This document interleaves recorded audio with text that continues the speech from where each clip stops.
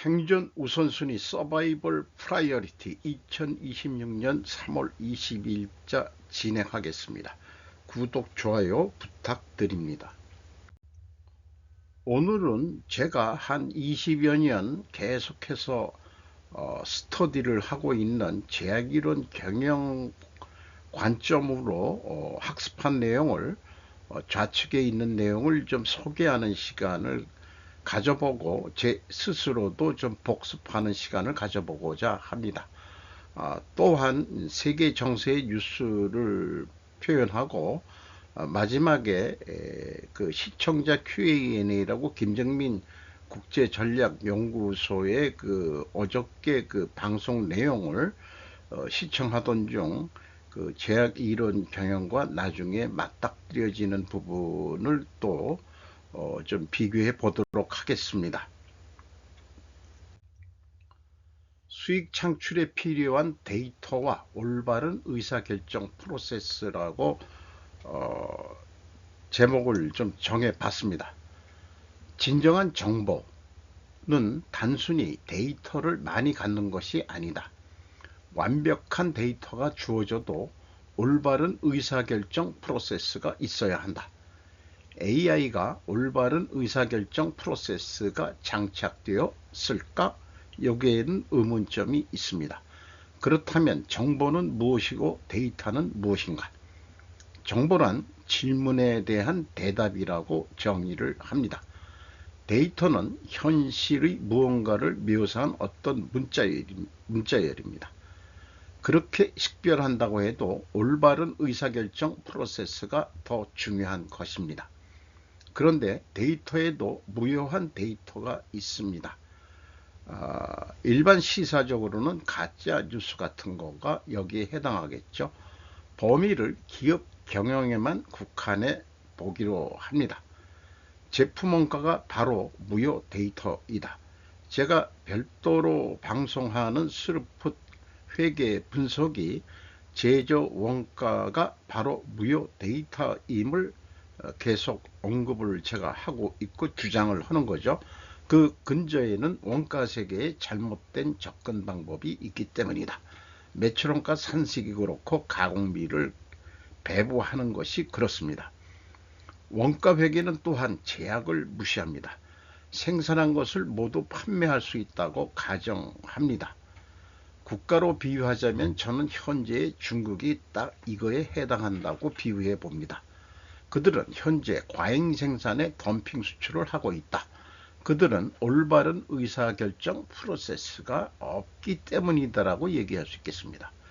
여기에 참고적으로 그 국가를 운영하는데 국가 안보의 정보는 인텔리전스라고 하는데 첩보라는 게 뭐냐?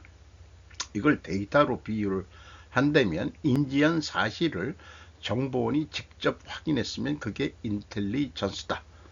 즉 인간의 노력이 들어간 것이다. 그런 일들을 휴민트가 하는 게 그들이다. 의사결정을 위한 정보는 쉽게 만들어지는 것이 아니고 필요 데이터에서 추론되어야 한다. 그 필요 데이터가 추론을 통해 가지고 정보화한다 이거죠. 이것이 확대되어 올바른 의사결정 프로세스는 추론 프로세스가 되는 것이다. 이렇게 정리를 해봅니다. 기업 의사결정의 계층적 구조, 기업으로 국한해서 얘기하지만은 정부 조직이라든지 또 다양한 조직에 확대해서 생각해 볼 수 있는 사안입니다. 올바른 의사결정 시스템의 고유 구조에 대한 자세한 탐구가 필요하다. 명확한 선후 관계를 가진 계층 구조. 첫 번째는 일정 계획 모듈, 주로 그 생산을 하니까 통제, 불확실성 정량화 모듈, 조건 질문, 화디프 모듈 이렇게 계층 구조로 의사결정 시스템이 구성되어야 된다. 이런 얘기가 되겠습니다. 조건 질문, what if에 대한 신뢰성 있는 대답을 얻으려면 의사결정 프로세스를 시스템 내에 내장해야 한다. 건마다 어떻게 할 수는 없다는 얘기죠. 올바른 의사결정 프로세스가 시스템 내에 내장되어야 된다. 그리고 조직계층의 분산형으로도 만들어져야 된다. 조직이란 게 여러 이 상하 관계도 있고 수평적인 관계도 돼 있죠. 뭐 기업보다도 정부 조직 같은 경우에는 뭐 더 방대하겠습니다만은 그런 그 조직에서 공통적인 패턴을 찾아 정보 시스템의 골격을 세워야 한다. 그 골격은 집중 개선 5단계로 정보 시스템에 내장되어야 한다. 집중 개선 5단계라는 것은 나중에 기회가 있으면은 또 소개를 할 시간을 가져보도록 하겠습니다. 그 의사결정 시스템은 계층 구조의 역순으로 시행될 것이다. 조건 질문, 화디프 모듈은 시뮬레이션 해보는 것이다. 통제, 불확실성 정량화 모듈은 조건 질문 모듈이 필요로 하는 필요 데이터를 생성해서 보호, 버퍼 관리를 하는 것이다. 이 버퍼라는 게 창의적인 것이기도 합니다. 통제, 컨트롤이라고 얘기를 하죠. 보호는 정량화할 필요가 있다. 불확실성, 머피라고도 합니다. 대처하기 위한 보호 개념을 정량화하고 시스템 내에 이것도 내장시켜야 하는 것이다. 일정 계획 모듈, 이것은 처음에 우리가 뭔가 이 사업 계획을 하고 생산 계획을 하고 또 일반 사회에서도 뭔가 계획을 하고 그렇게 되는 거겠죠. 요것도 추후 학습 내용을 정리할 계획입니다. 그래서 새롭게 우리가 오는 버퍼라는 용어가 있는데 굳이 국문으로 번역하자면 보호다 이렇게 얘기할 수 있을 것 같습니다. 여유 능력이 보호 능력이다. 잉여, 익세스 능력은 실제로는 낭비이고 넘쳐난다. 보호 능력보다 더 많은 게 그것이다. 아까 앞서 얘기한 과잉 생산이 그렇죠. 필요 데이터는 일정 계획과 머피, 불확실성 정량화로만 얻어낼 수가 있다. 머피를 정량화한다는 것은 불확실성을 정량화한다는 것은 시간 버퍼의 길이와 필요한 보호 능력의 양을 정량화하는 것이다. 따라서 버퍼 관리는 필요 데이터를 형성하는 시스템이 되어야 한다. 보호는 물질적인 사고방식에서 벗어나서 시간 개념으로 사고방식을 전환한다. 시간 버퍼, 타임 버퍼의 길이로 측정하는 패러다임의 전환을 의미합니다. 시간 버퍼는 또한 확률과 판단의 문제이기도 합니다. 그래서 우리는 패러다임 시프트, 패러다임의 전환을 해야 되는데 본보기 이런 것들이 필요한 거죠. TOC 방식은 머피의 불확실성의 존재를 인정하는 시간 버퍼를 갖는 것입니다. 일회성이 아닌 결코 끝나지 않는 싸움에서 현명하게 이끌도록 요구해야 한다. 스루풋, 이익을 손해볼 때는 분명히 버퍼를 둬야 한다.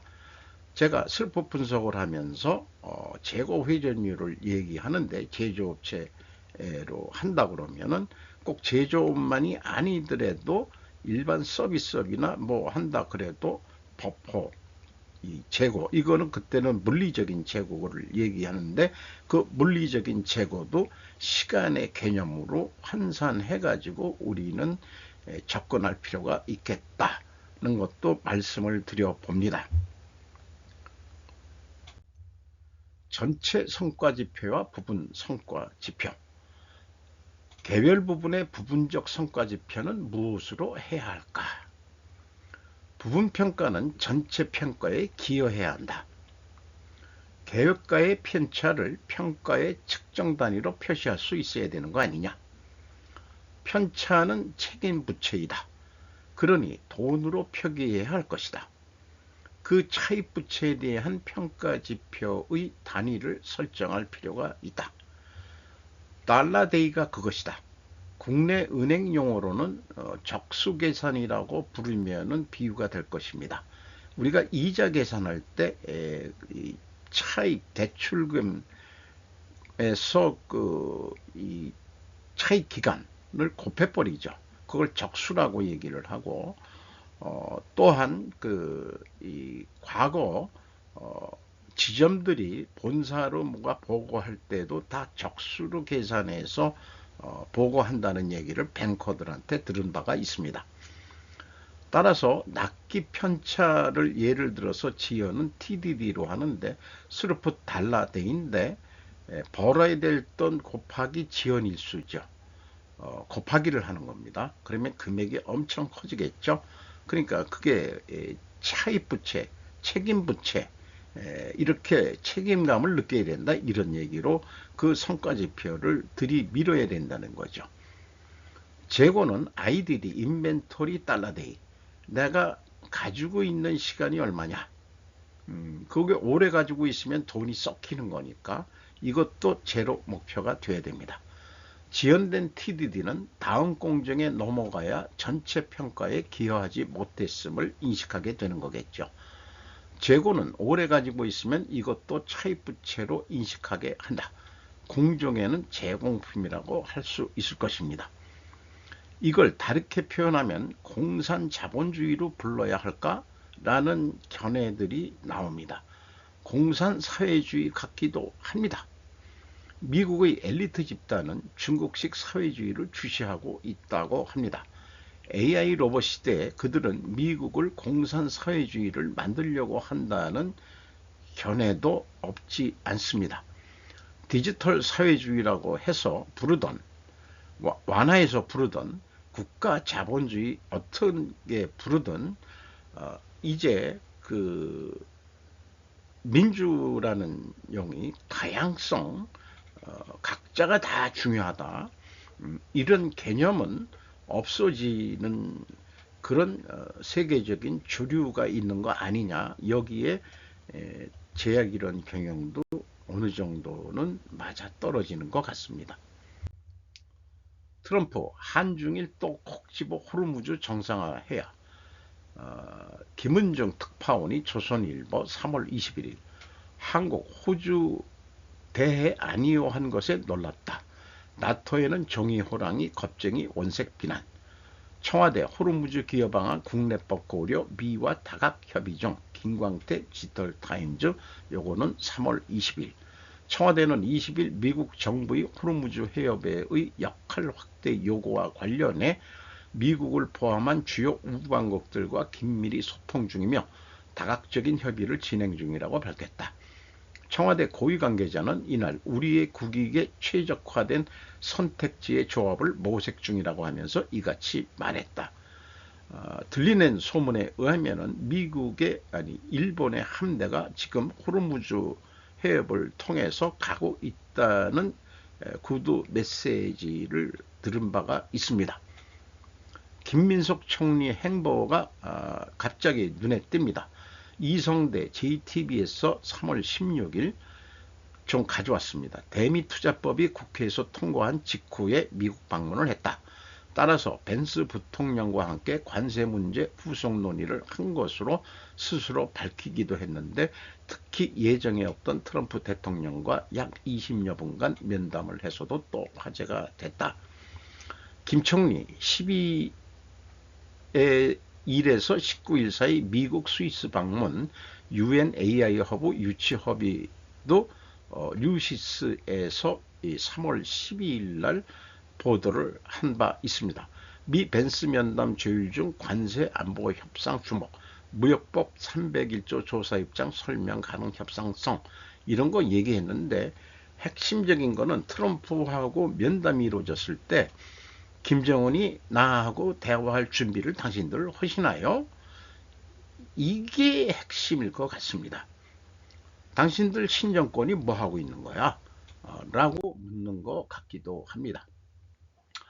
트럼프 이란 작전 축소 검토, 미군 중동의 부대 파견, 추가 파견, 인도양 영영 기지에 이란 미사일이 발사됐다. 지지통신 외신부 3월 21일. 트럼프 미국 대통령은 20일 대이란 군사작전에 대해 목표 달성에 가까워지고 있으며 축소를 검토하고 있다고 말했다. 동시에 이란의 사실상 봉쇄된 원유 수송의 요충지 호르무즈 해협을 둘러싸고 해협을 이용하는 국가들에 의해 필요에 따라 경비 감시돼야 한다고 주장했다. SNS에 올렸다. 미 이스라엘과 이란의 교전은 21일로 3주간 주변국을 휘감는 전투는 계속되고 있고 유가도 고공행진을 하고 있다. 월스트리트 저널은 미군이 추가 부대를 중동 지역에 파견할 것이라고 보도했다. 트럼프는 또 호르무즈 해협의 안전 확보를 위한 함선 파견에 소극적이라며 북대서양 조약기구 나토 동맹국들을 비난했다. 트럼프 씨는 19일이 다카이치 사나이 수상과의 회담에서도 해협의 안전 확보를 위한 공헌을 요구하고 있어 재차 지원을 요구했다. 트럼프는 그동안 동맹국의 함선 파견을 요구하거나 철회하는 등 발언이 오락가락하고 있다. 21일 SNS 투고에서는 나토의 동맹국을 겁쟁이라고 부추겼다. 한편 백악관에서 기자들을 앞에 두고 대이란 작전에 관해 정전은 하고 싶지 않다. 상대를 괴멸시키고 있는 중에는 당연하다라고 말했다. 월스트리트 저널에 의하면 미군은 서부 캘리포니아주를 거점으로 하는 강습 상륙함, 복소 등의 삼척과 해병대 약 2,500명을 중동으로 향하게 하고 있다. 트럼프 씨는 19일 추가 부대 파견을 부정하고는 있었다. 트럼프, 미국이 더 많은 군대를 파견하고 이란이 관광지를 위험함에 따라 전쟁 종식 암시. 존 캠프렐, 미셸 L. 프라이스, 줄리 왓슨 3명의 기자가 AP 3월 21일 보도했습니다. 두바이 아랍에미리트에서 AP, 도널드 트럼프 미국 대통령은 미국이 이 지역의 상륙 공격선 삼척과 해병대 약 2,500명을 추가로 파견하는 가운데서도 중동에서의 군사작전을 완결하는 것을 고려하고 있다고 말했습니다. 트럼프 대통령이 금요일 소셜미디어에 올린 글은 전 세계 휴양지와 관광지를 공격하겠다는 이란의 위협과 이 지역을 휩쓴 공습과 드론, 미사일 공격이 하루 더 이어진 데 따른 것입니다. 미국의 엇갈린 메시지는 유가 상승으로 미국 증시가 급락한 후 나온 것으로 이란 중동을 넘어 공격 위협. 이란의 최고 군사 대변인인 아볼파즈 세카르치 장군은 금요일 전세계 공원, 휴양지 및 관광지가 이란의 적들에게 안전하지 않을 것이라고 경고했습니다. 이 위협은 테헤란이 중동을 넘어 전투적인 공격을 압박전술로 사용하는 것으로 되돌아갈 수 있다는 우려를 다시 불러일으켰습니다. 이스라엘 헤즈볼라 무장 세력에 대한 공습은 계속, 미국 이란산 석유에 대한 제재 중단, 국제표준인 브렌트유는 전투 중 급등하여 전쟁 전 약 70달러에서 배럴당 약 106달러로 상승했습니다. 새로 발표된 미국의 제재 위에는 금요일 현재 선박에 적재된 이란산 원유에 적용되며 4월 19일에 종료될 예정입니다. 라고 소개를 하고 있습니다. 트럼프 48시간 내 호르무즈 개방하라. 이란 전력만 타격 선언. 유진우 조선비지에서 3월 22일. 도널드 트럼프 대통령이 호르무즈 해협을 봉쇄한 이란을 향해 48시간 이내 해협을 전면 개방하지 않으면 이란 내 전력발전소를 초토화하겠다고 경고했다. 미 해군을 동원한 유조선 호송과 주변국 협력 등 간접적인 압박을 넘어 이란 국가 기관시설을 직접 타격하겠다는 강경한 군사적 대응 방침을 밝히면서 중동 지역 긴장도가 더 높아지고 있다. 이란 역시 저항의 축으로 불리는 대리 세력을 동원해 장기전을 준비하고 있다. 라파엘 코헨 랜드 연구소 선임 연구원은 트럼프 대통령은 외교적 타협보다 힘의 우위를 통한 압박을 선호하지만 이란이 이를 정권 생존에 대한 위협으로 간주해 전면적으로 반발할 경우 중동 전역이 통제불능 전쟁터로 변할 위험이 크다고 내다봤다. 일본 시사통신의 트럼프 2.0의 주요 뉴스 제목입니다. 48시간 내 호르무즈 봉쇄 해제를 이란에 요구, 발전소 공격 시사. 트럼프는 20일 대이란 군사작전에 대해 목표 달성에 가까워지고 있어 축소를 검토하고 있다고 지적한 지 얼마 되지 않았다. 다만 추가 공격성을 시사함에 따라 중동 지역의 혼란 수과는 거리가 먼 상황이 드러났다.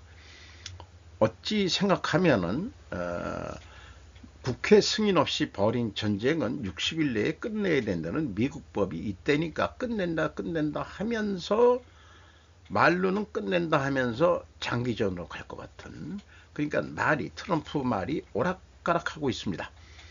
중하이난도 제로 관세 효과 검증 기대와 과제. 한국도 호르무즈 해협 봉쇄 비난 공동성명 동참했다. 트럼프 이란 작전 축소 검토, 미군 중동의 부대 추가 파견, 인도양 영영기지에 미사일을 발사했는데 정확히는 안 떨어졌다는 뉴스입니다. 미 전력기업 가스발전소 짓는다. 일본의 대미 투자 융자 태융자 제2탄으로 가스발전소를 짓는다. 화려한 신곡들의 세계가 홀릭, BTS 2.0 지구촌 심장을 뚫었다. 안정현, 김동호, 배정현, 임창원 무려 4명의 기자가 뉴데일리에서 보도를 했는데 주요 소제목만 가져왔습니다. 새 앨범 아리랑 광화문 광장 공연에 수십만 인파, BTS 가장 우리다운 곳, BTS 2.0의 시작, 스위트 푸트 노믹스 넘어 100조 낙수효과 예고, BTS 컴백 공연 찾은 해외 관광객만 수십만 명 육박, 광화문 서울 한국 이어지는 국가 브랜드 가치 제고도 기대, 가장 우리다운 곳 BTS 2.0이 시작됐다. 단 하루 공연에 2600억 경제효과 창출, 기록적 성과 거둘 것, 명동 굿즈 매출 190% 폭증, 내수 진작과 리테일 연쇄 효과, 일회성 이벤트를 초월해서 K-팝 산업 순환 구조 모델, 이렇게 보도를 했습니다. 이것은 유튜브를 하는 김정민 국제전략연구소가 시청자들과 토요일 날 저녁 시간에 질의응답을 하는 그 시간으로 구성된 것을 제가 참고적으로 좀 활용할 자료라든지 또 이런 것들을 위해서 또 할 일이 없는 노땅이라서 그런지 모르지만은 나름대로 열심히 말하는 것을 정리해 봤습니다. 다만 먼저 소개하고 싶은 것은 모르는 것은 모른다는 자세를 가지고 있다는 거죠. BTS 공연에 대해서 언급을 하고 구판으로 비유를 했습니다. 그리고 미국은 프리메이슨이 세운 나라다 하는 거로 가고 있고, 그리고 기독교와 카톨릭은 그 나물의 그 밥이다 이렇게 얘기하고 있고, 신을 가장 안 믿는 나라는 한국과 일본이다. 나는 종교는 없어져야 된다고 개인적인 생각을 피웠습니다. 그리고 에리카 코크에 대해서도 언급을 하고 김건희처럼 윤석열이 결혼을 당한 것이다 라고 비유를 했습니다. 푸틴도 약점이 있고 트럼프도 결정권이 없고 약점이 있으면 전쟁을 일으킨다, 이렇게 해석을 하고 있습니다. 민주주의를 한다는 이 시대에도 말이죠. 양력은 정착생활과 관련이 있다. 유목민들은 겨울철에 이 새해가 시작되는 것을 충분히 새해라고 유목민들은 과거 국방에 살던 사람들은 그렇게 새해를 규정했답니다. 우리를 지배하고 있는 세력들이 유목민 출신들이다. 과거부터 그랬다. 동포대우 한국 국적을 따면 한국인으로 대우하면 된다. 태권도 가라데에서 왔다는 것도 인정을 해라. 이렇게 얘기를 하고 있습니다. 뭐 탁견이라는 것도 있습니다만은 불교가 중국을 통해서 들어왔다지만 사실은 북방민족을 통해 들어왔다. 호국 불교로서 한국말 잘하는 조선족은 중국 간첩일 것이다. 역사 인식이 있어야 한국인이다. 그리고 그 중화문화, 중화사상이 지금 문제가 있는데 지금 우리가 중요한 것은 BTS 공연에서도 보는 것 같이 그러나 지금은 우리 것을 만든 것이다. 이렇게 얘기를 하고 있습니다.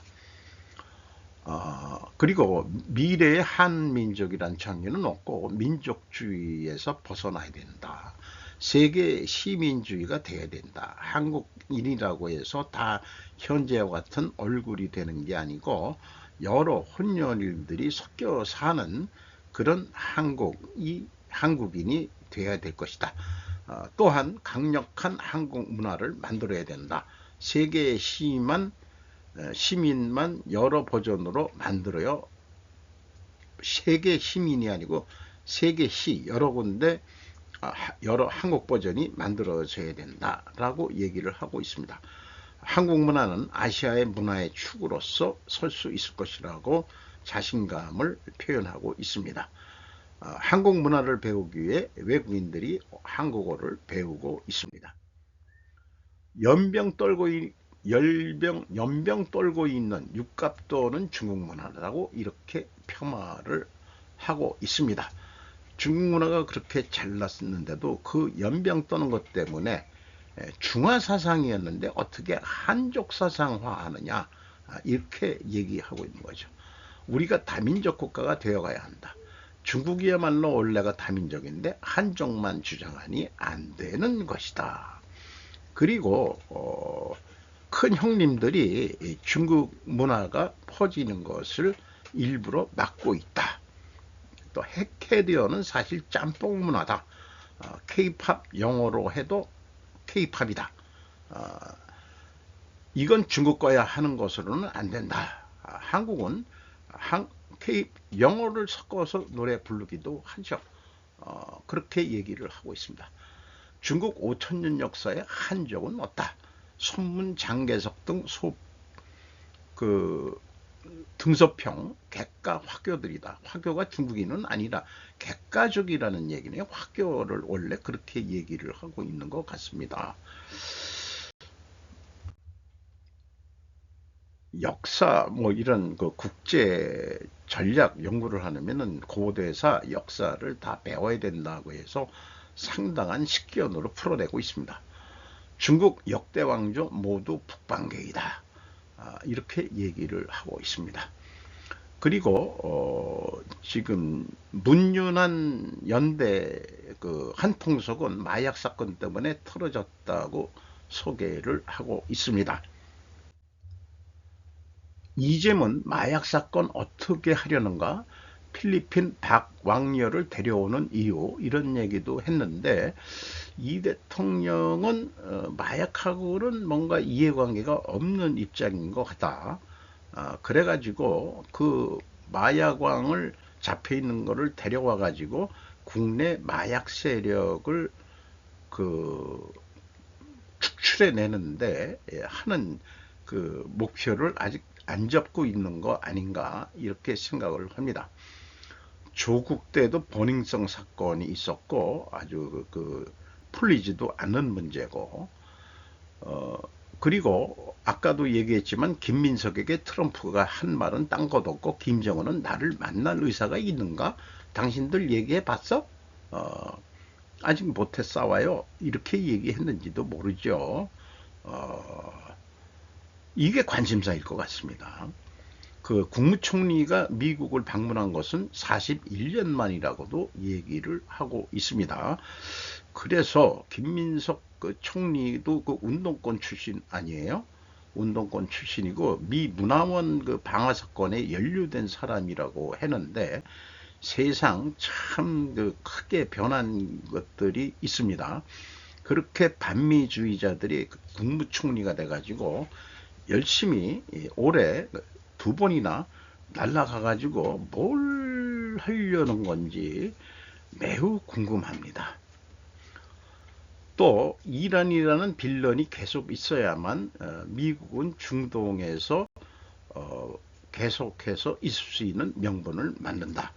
그렇게 되면은 시진핑이가 오판을 해서 대만을 치게 만든다. 그래서 미국의 세계 패권 전술이다. 미중 전쟁 직접 하지는 않을 것이다. 지금 호흡 조절에 들어갔고 지금 미사일을 쏘는 것은 미군이 훈련할 때 정도로만 쏘고 있다. 미국 구라왕 연병 떨고 있다. 트럼프를 또 중국도 연병 떨고 있는 중국 문화. 미국 구라왕 트럼프 아저씨도 지금 연병 떨고 있다. 아주 원색적인 거로 비판을 하고 있습니다.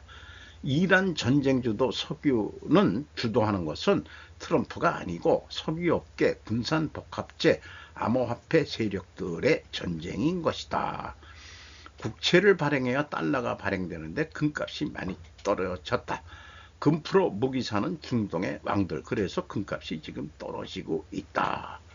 달러가 있어야 무기를 사니까. 반미는 피지계급이 하는 거지 중동의 지배계급들은 반미를 할 수가 없다. 왜냐? 자기네 재산들이 스위스나 여러 군데 은행에 은닉되어 있는 것들이 많아서 반미가 될 수가 없다. 이런 얘기죠. 또 한국에 우리가 수출을 할 수 있는 것은 미국이 허용하니까 한국의 천공을 수출할 수 있는 거다라는 현실을 인식을 해야 된다. 통일교 문제 얘기가 계속 나오고 있고요. 우리나라도 일본처럼 통일교 해산 쪽으로 가게 될지 어떨지 종교재단이 아니고 일반 재단으로 그렇게 되는 건지 이것도 귀추가 주목됩니다. 미국은 일본을 희생시키려 하는 것 같다는 표현을 하고 있습니다. 대만 전쟁이 일어나면 나 우리 중국 지금 중동에 있기 때문에 가는데 시간 걸려. 먼저들 저기 힘들게 싸우고 있으라고. 그래서 오키나와 현 4개의 섬에 지금 미사일 기지를 열심히 만들고 이미 만들었다는 얘기죠. 또 일본은 사실은 글로벌리스트 이너서클에 지금 들어가 있다고 해석도 합니다. 우리나라 방산 산업을 위해서 민주화 세력은 전혀 경제 발전에 기여한 바가 없는 애들이 지금 뭐 민주화 운동했던 애들, 그런 애들은 전혀 그 자주국방 산업 발전하는데 기여가 없는 애들인데 그거를 지금 과실만 따먹고 있는 거라고 해석을 해야 될 것 같네요. 강력한 군사력, 강력한 왕권, 과거에도 이런 게 필요했었다.